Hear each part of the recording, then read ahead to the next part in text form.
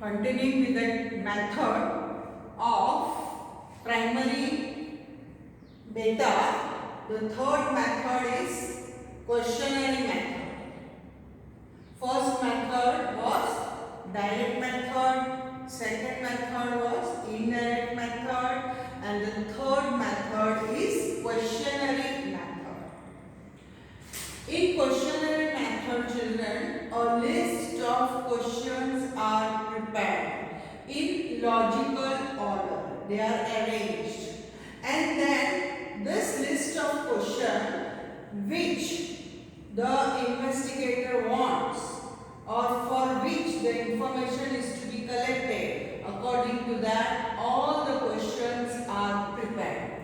So children, questionnaire method is the third method.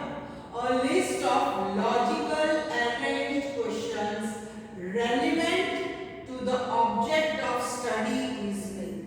Relevant questions, not any questions. The questions for which we want the information. That questions, relevant questions, a list is prepared in the questionnaire. So a list of logical arranged questions relevant to the object of study is made. Object of study means the purpose for which we want the information or for what we want the information.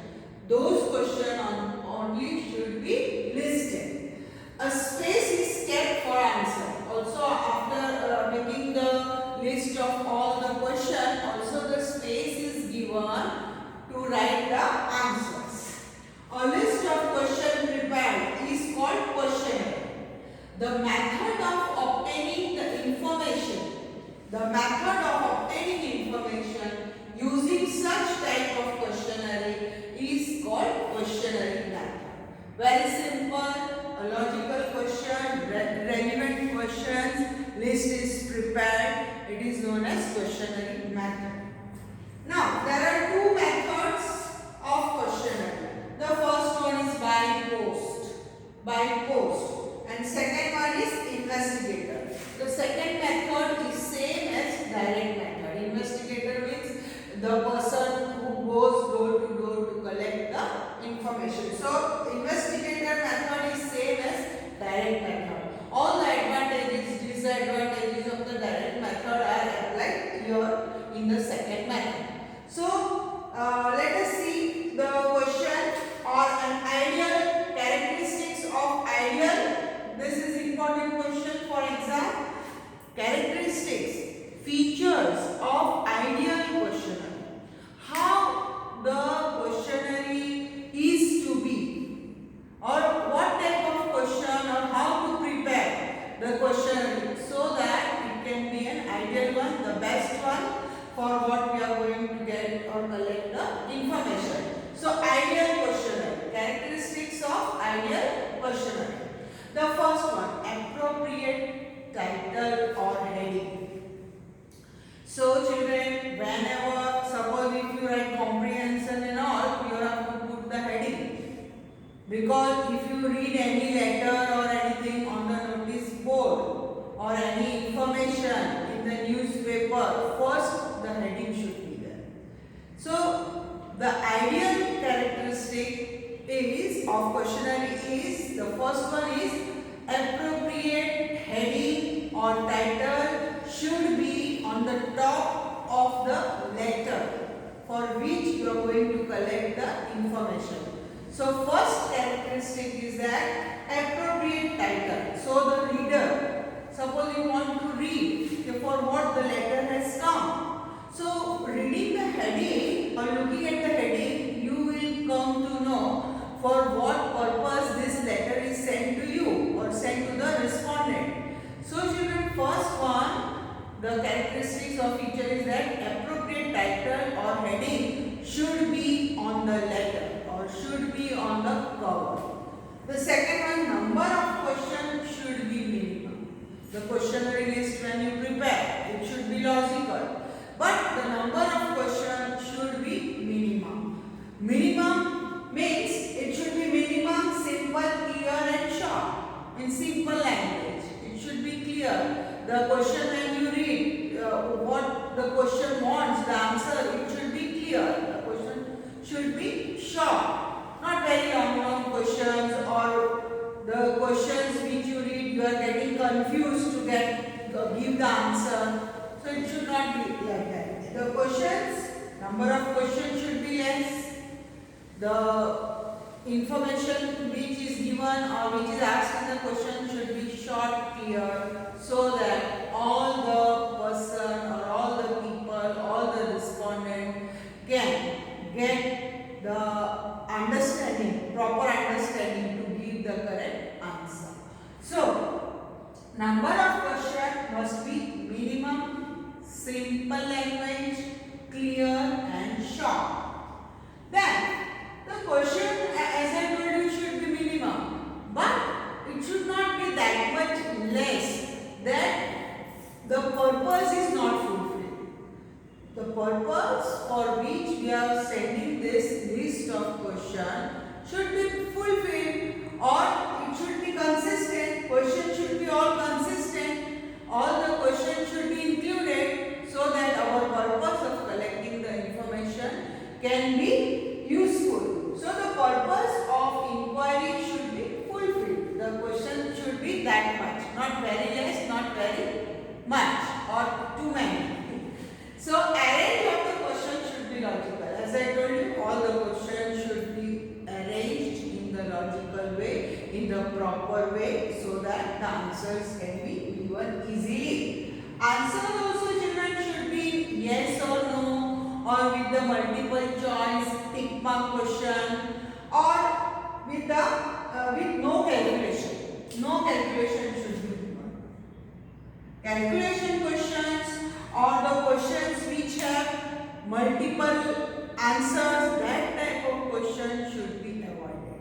So, answer should be yes or no, or with the multiple alternatives, that is tick mark, or not with no calculation mark. No calculation sums should be given in the question.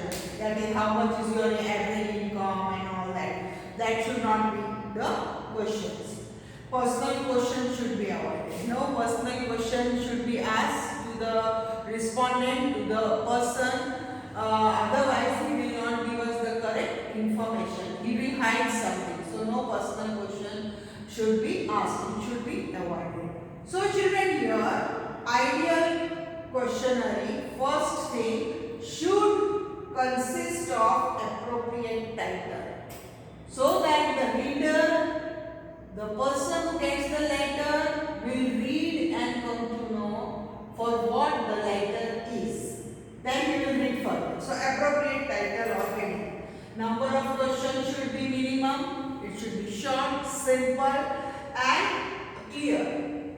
The purpose of inquiry should be fulfilled. The number of questions should be not very less, not very or not too much. It should be, the number of questions should be in such a way that the purpose of inquiry is fulfilled. So that is the consistent of the question. It should be relevant one. They should be, question should be arranged logically, answer also should be yes or no, and personal question should be avoided. So all these characteristics should be presented or should be present in the questionnaire which we are going to make list of the question. Now this method by post, the first method of questionnaire. Now I have prepared all the question. I want all the information. I have kept space. I have introduction with the questionnaire. When you prepare, you have to send one envelope in which you will keep your questionnaire list, and also the answers are to be written in that question only. You have to send one envelope with the stamp and address of the organization. So after writing the answer, the respondent can keep the same paper in that envelope which consists of the address and the stamp. So they have to do the posting work. They will go and post. So easily you will get your information from the respondent. So first one is by post, children. Also with this letter you have to send within how much time you need the information. Otherwise people will get the letter and they will keep it. After 2-3 months when they remember, or we have to give this information, then they will tick mark and give, not like that. With the information or with the questionnaire which you send in the envelope, you have to send the time period within which they have to return this. Okay, so this is about the post method. Now children, by post method, nowadays as we are using computers, you can send this questionnaire with the help of email or mobile phone. So this is the modern method by which you can collect the information. But if you send the letter by post, what is the advantage? Or if you want to get the information from email or mobile phones, what is the importance or advantage of this questionnaire method? This questionnaire method can be used when the field is wide. It is useful. When you want the information from the large field, this post method or email method is more useful. Why it is useful? Because less expensive and less time consuming and less labor. You don't have to go personally, visit personally and collect the information. You have to just put the list of the question which you have made in questionnaire and you will get the answer within no time or within 1 or 2 days. The email and mobile phones we can get within 1 hour or 1 day. So when the field of inquiry is wide, large, this method is very useful. And it is less expensive, less time consuming, less waste of energy. When also the information from those areas where it is difficult to go personally. You cannot visit in the interior areas, in the rural areas. So that you can collect the information easily by post. By posting them this letter, you will be able to collect this information. So also difficult to reach the areas, from those areas also information can be collected. So this is the, I think, most popular method by which you can easily collect the information which you need. So when the field is wide, this method is useful. It is less expensive, less time consuming, less waste of time, money and energy. Difficult to reach the areas, from those areas also we can get the information. Now what is the disadvantage, children? This method, the biggest drawback of this method is that if the person, if the respondent is illiterate, he cannot read and write. From those people to collect the information, this method is not useful. So when the respondents are illiterate or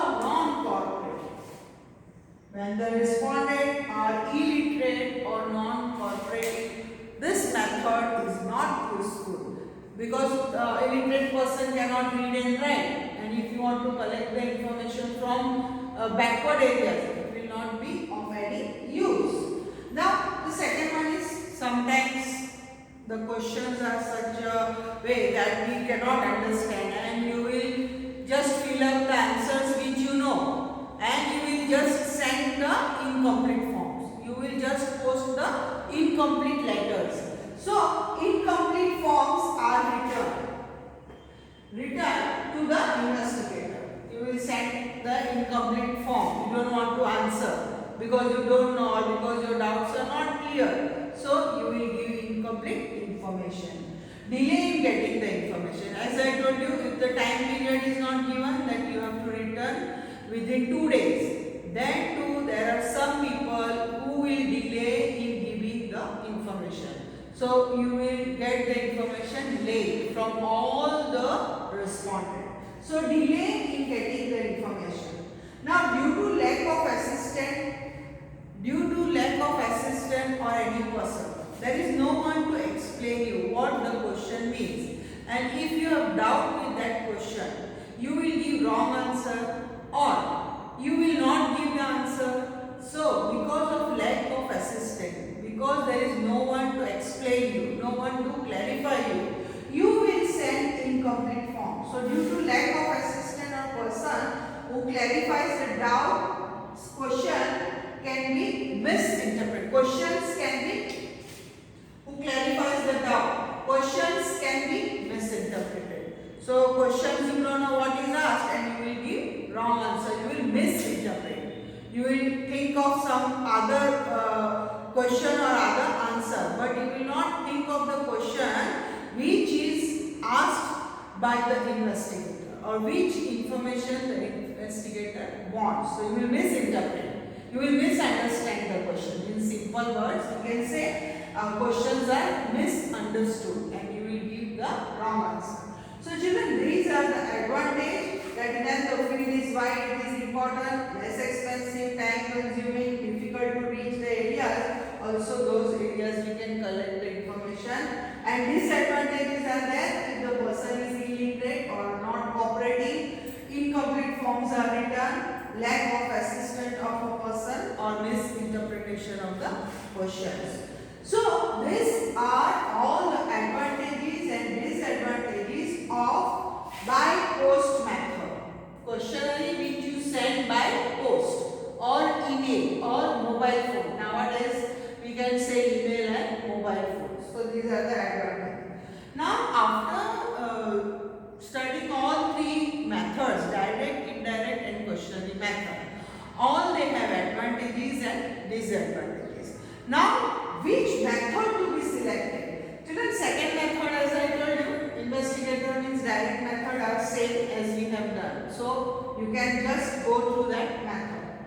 Now selection of the method, how you will select, or for which are the factors, we can say which are the factors which you have to consider in order to select the method of primary data or to collect the primary data. Now selection of the method of inquiry depends on, selection of method of inquiry depends on what? Area of inquiry. Whether the area of inquiry is small or big, you will decide direct method, indirect area, question. Purpose of inquiry. Purpose means for what purpose you are collecting the information.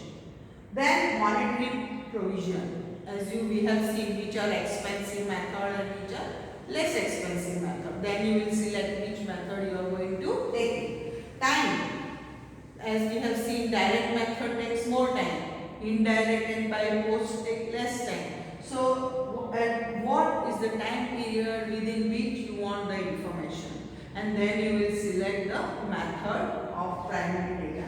And standard of accuracy, how much information, accurate, reliable information you want, on which you are going to draw the conclusion or result, interpret the result. So on these factors you will select which method you are going to adopt for primary data, for collection of primary data. So this is the topic which we have done. We have done only primary data method, which you will write for homework. So your homework is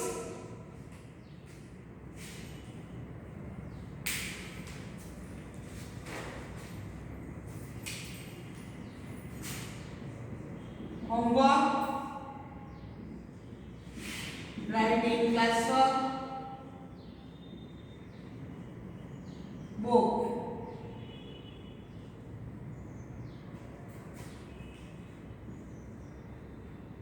primary data method.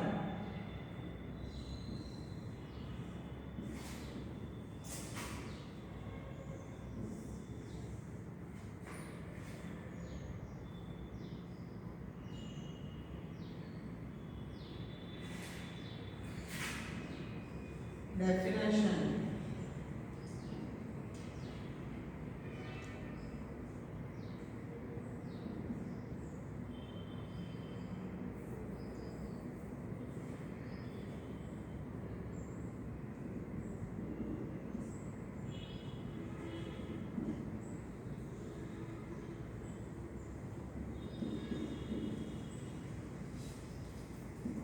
definition of statistic,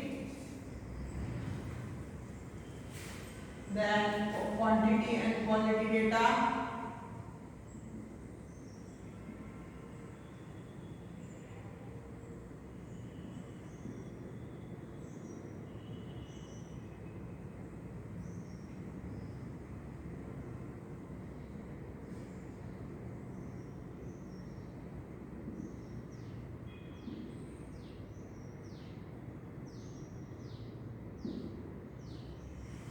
and write in classwork book primary data methods.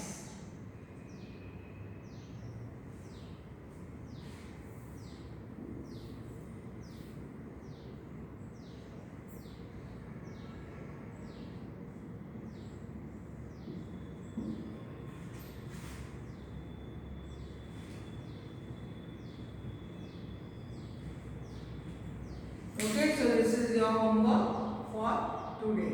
Thank you very much.